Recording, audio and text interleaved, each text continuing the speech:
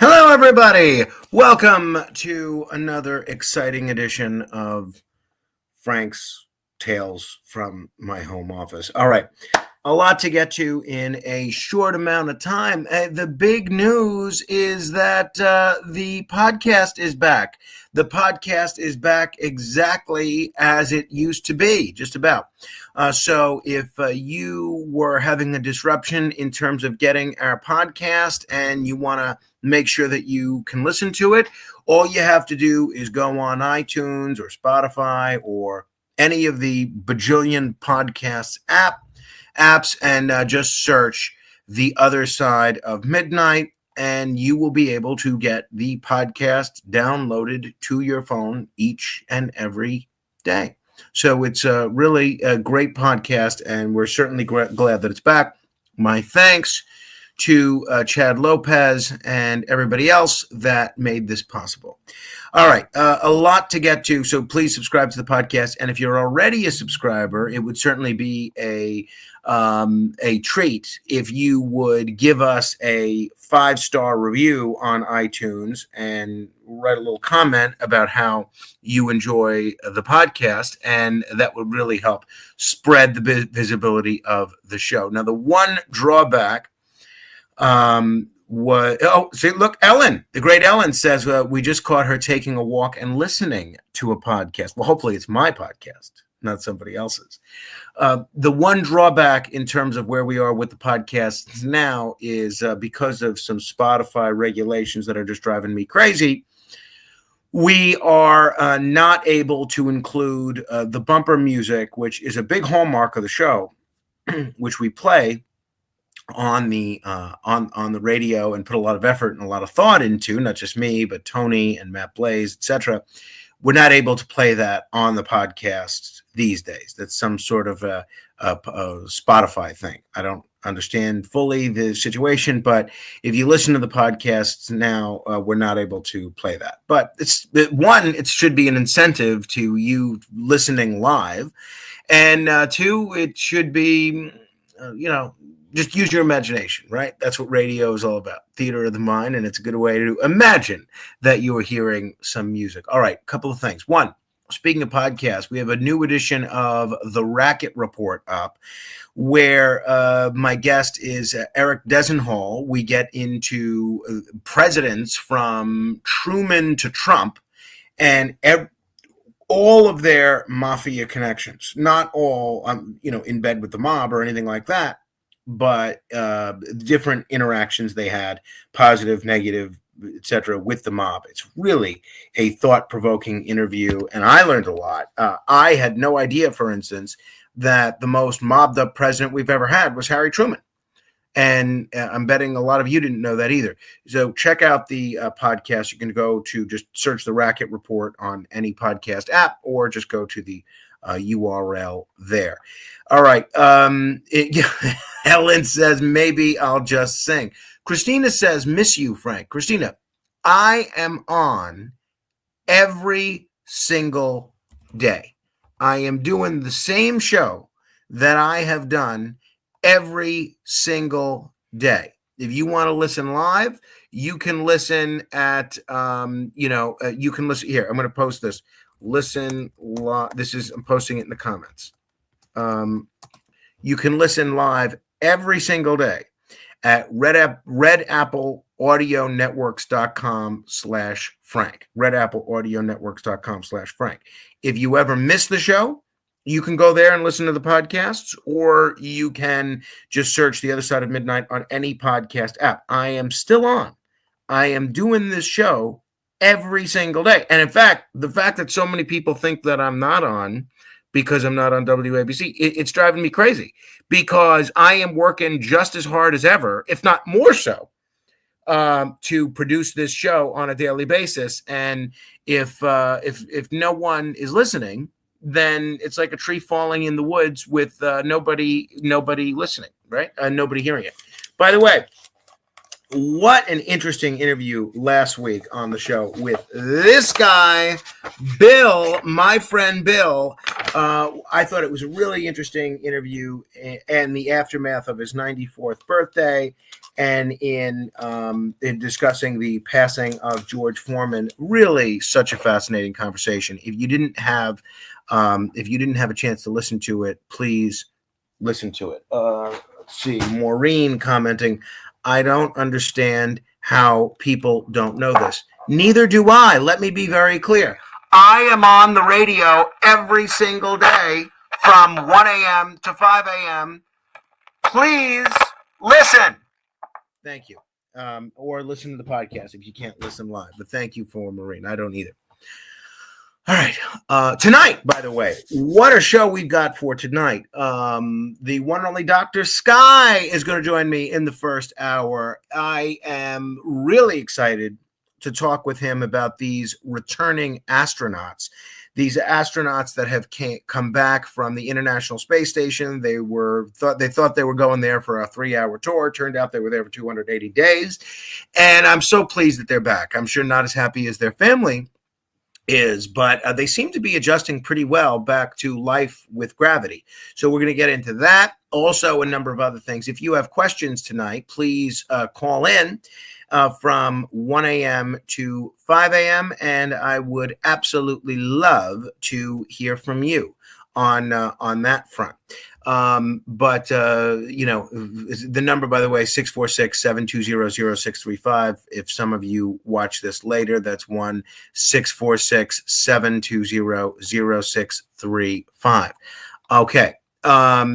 Also, we're going to talk with Jeremy Murphy, the author of the book Too Good to Fact Check. He is an incredible media critic. And, I've been going to a lot of Albanian events lately, and it's been great to get to know the Albanian community a bit more.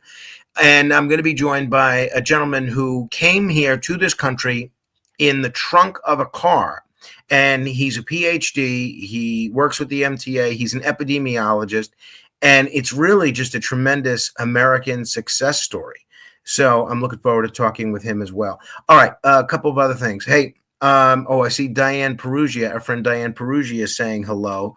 I was really pleased to be. Diane is a big shot with the Grace Foundation. I was very pleased to be the host of virtual bingo with the Grace Foundation last night. Thank you to everybody that participated. There's my co-host, Dominique. She's holding one of the candles that Diane was kind enough to give my wife, Rachel, as a consolation prize for my participation in the bingo. There's so many exciting things happening at the Grace Foundation. If you want to get involved, it's a great way to help families that are dealing with autism. This is Autism Awareness Month. So next week, there's a few exciting things. One on Sunday is the big walk that they're doing in order to raise money for the Grace Foundation and families with autism. If you're more of the record-setting type, you can join their record-setting attempts to put a whole bunch of autism awareness ribbons on a van. I think they're going for 12,000. That's going to be on April 2nd. And then next Friday, I'm going to be at the Grace Foundation Gala. So if any of that sounds appealing to you, the walk Sunday, the record-breaking attempt with the ribbons on a van on April 2nd, or the gala next Friday, you can check all that out at graceofny.org. That's graceofny.org. I'm very, very honored to be pleased to be on board with the Grace Foundation, to help them with whatever they need. And I am running for city council in New York if I do get elected, funding services for children with special needs, especially autism. That's going to be a big part of my agenda. And, I was talking to a group of moms the other day, and it's not just children, because these children are growing up, right? So we've talked about the explosion on autism over the last 15, 20 years. But what that means is that these children that were autistic are now becoming autistic adults, and their caregivers, in many instances, are not in a position to take care of them once they're in their mid to late 70s. So what becomes of these folks? There's a tremendous shortage of services for things like group homes and other things. I have some ideas, and if I am elected to the city council, that's going to be something that I prioritize with the help of of Diane, who's just terrific. All right. Speaking of my attempts to, Diane says the disability community loves you. So there you go. Vinny Ignizio. I thought it was a consolation prize. I am not going to comment. All right. Now, anyway, Michael says, why are all my posts and or replies barred and or deleted in your group? Michael, as far as I know, they are not. If you post something that's related to the show, post it. Nothing's stopping you at all. All right.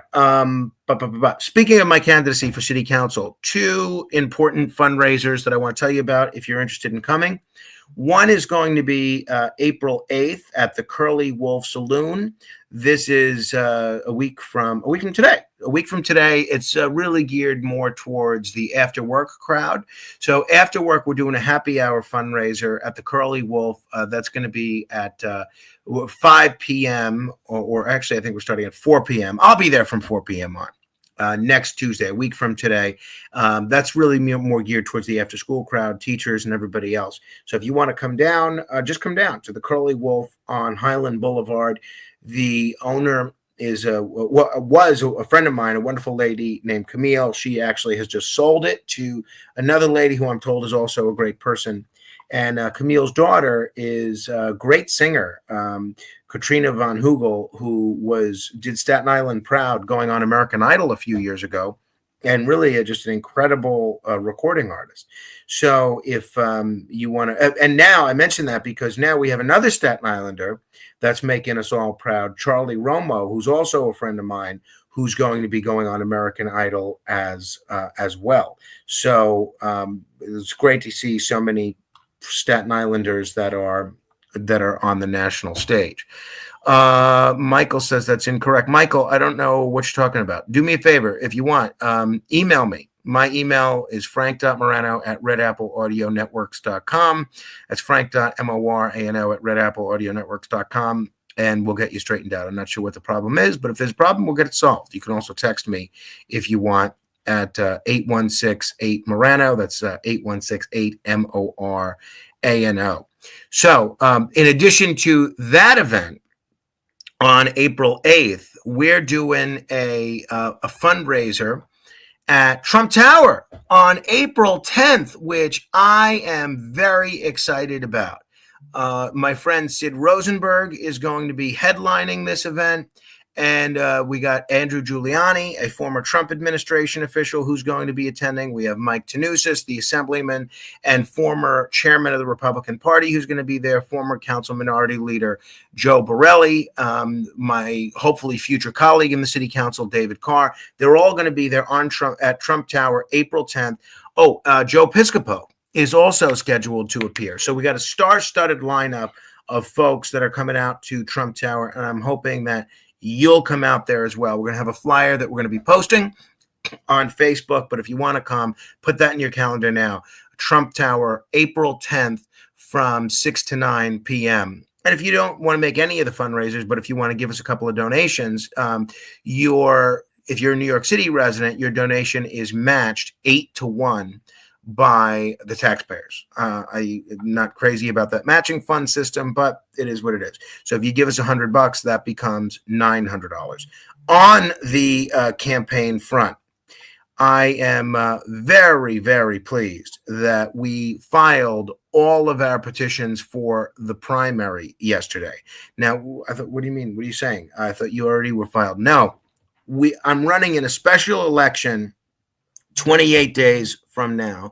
By the way, 28 days and to the election, and one of my opponents has still refused to debate me. I don't understand it, but I'm ready to debate him anytime, anywhere. So we're already filed for the April 29th primary, but whatever happens in that special election, I'm running in the June Republican primary as well. So April 29th is the special. The petitions we filed yesterday are for the primary election in June. So there you see me with the chairman of the Republican Party, Mike Tannousis, my running mate, Curtis Lewa, who's running as a Republican for mayor, and John Shea, who's running for city council in the North Shore, the 49th district. There's us clocking in our petitions and getting things straightened out. So good day at the Board of Elections. My thanks to not only Chairman Tanusis, but Anthony Reinhardt, who is the COO of the Staten Island Republican Party, but most important to all the volunteers who carried petitions for me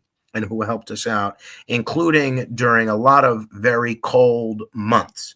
So I'm glad that phase of the campaign is over, and I am glad that we're able to move on to something else. All right, those of you that still want to help with the campaign, if you want to help us make some calls, we're doing some virtual phone banking Thursday night, 6:30.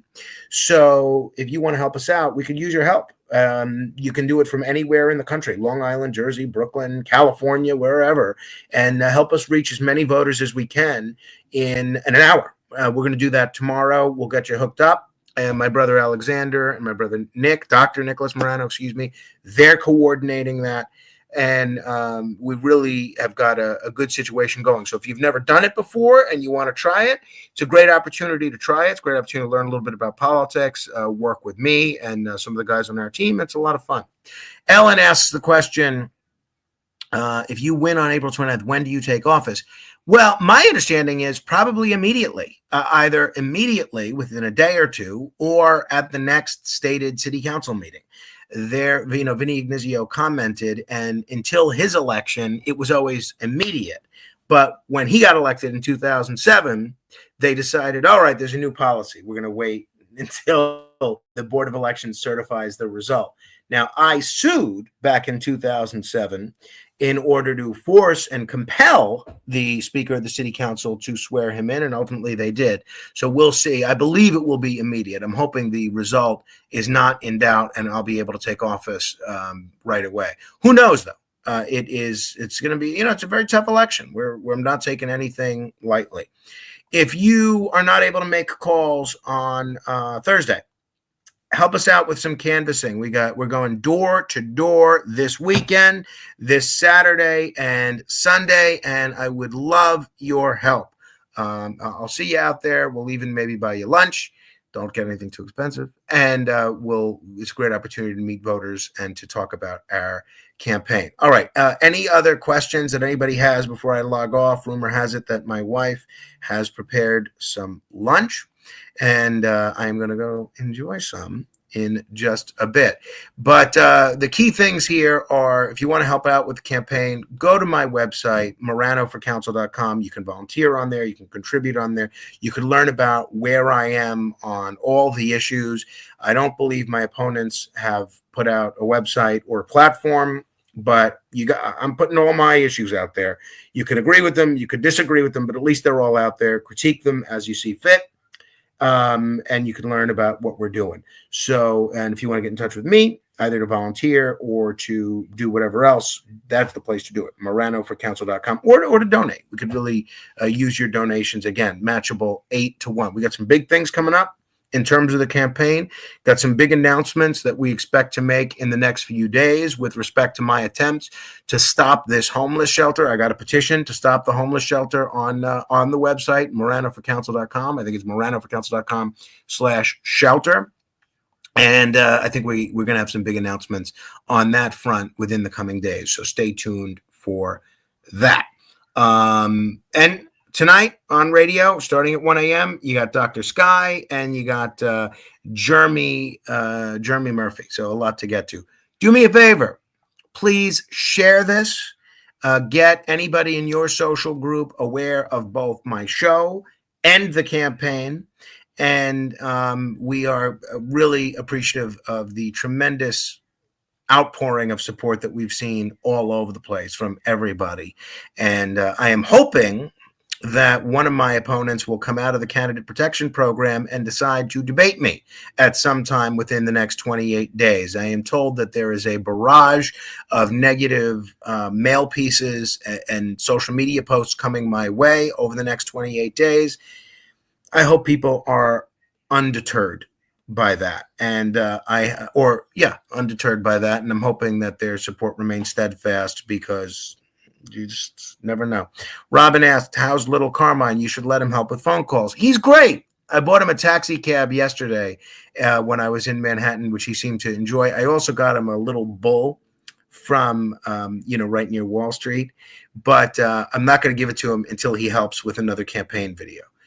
That'll be his bonus. If he helps record another campaign video, I'm going to give him this little bull. But I gave him this rubber duck cop, and I gave him this taxi cab, which he seemed to enjoy. But he's great.